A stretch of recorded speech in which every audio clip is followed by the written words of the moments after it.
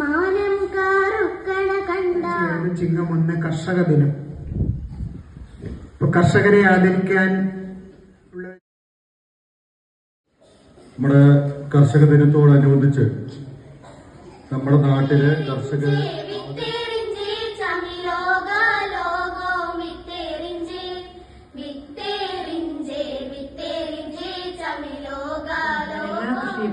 ചെയ്ത് നല്ല ശീലമുള്ള അമ്പായിട്ട്